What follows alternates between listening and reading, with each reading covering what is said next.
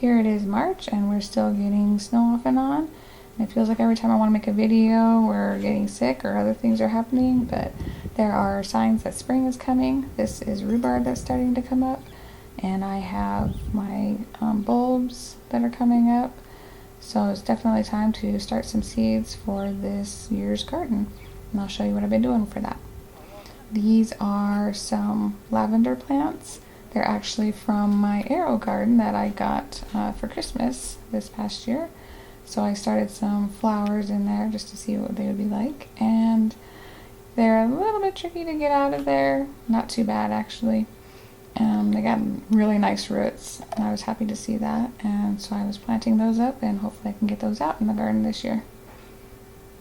I also have the seed starting system tray, and I was trying out tomatoes and cabbages in that one. So I've put these on top of my rise garden. You can see those lavender plants, and I have some strawberry plants that I've started and a few other things. And my AeroGarden actually had other things growing in it, so I just put that seed starting tray up here to give those little seeds some light, and they sprouted really nice. And I got some tomatoes, and they weren't quite up yet. You could see them sprouting just a little bit, and I had my cabbages that had already come up.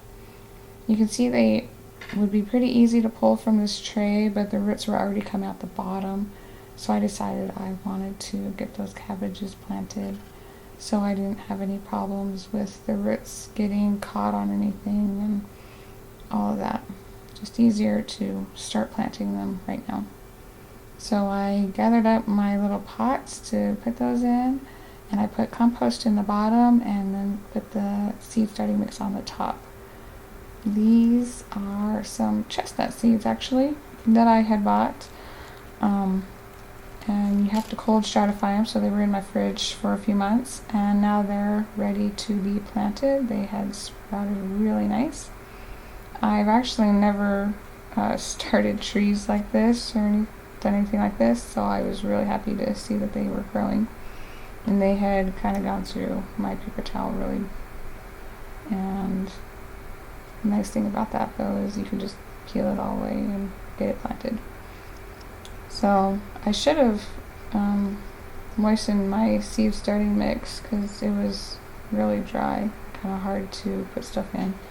But I didn't because it was kind of chilly this day and I didn't want wet soil and cold fingers. So I got all of those seeds planted, and hopefully they will start growing really nice for me this year. This is the sponge with my cabbage plant. You can see the roots coming out the side, and sponges are kind of long actually, so I didn't realize it'd be a little bit harder to bury that sponge in my little pots, and I ended up just dumping out the soil that I had in my pot and putting the sponge in the middle, and then putting the dirt around the sponge because my pots aren't too much bigger than that sponge, and I couldn't just bury it the way I had it, all the soil in there. So just something to know if you use the AeroGarden to start some of your plants. Sponges might be a little bit harder to plant, but that's alright. And I just needed more soil to put on the top, but they were ready to go once I planted all of the rest of them. So I used my little cart that I got this year too and pulled them over to one of my outbuildings that I have set up a seed starting tent in. This is my seed starting tent. It's about 5 feet tall, a little over 4 feet wide. I haven't tried this before, but it's been working really nice so far this year. It's really reflective on the inside, so the light gets all over those plants, and you can see I've got my LED grow lights in here.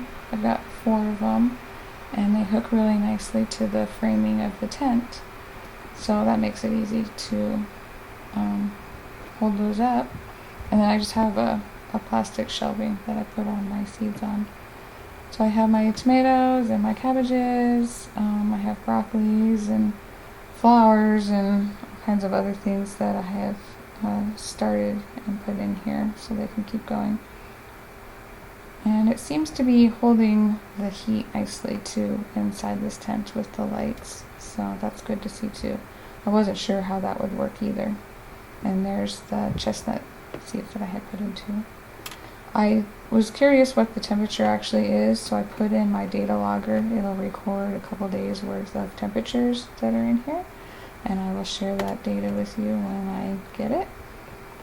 So that is what I have been doing to start this year's garden seeds, and hope you enjoyed it, and thanks for watching.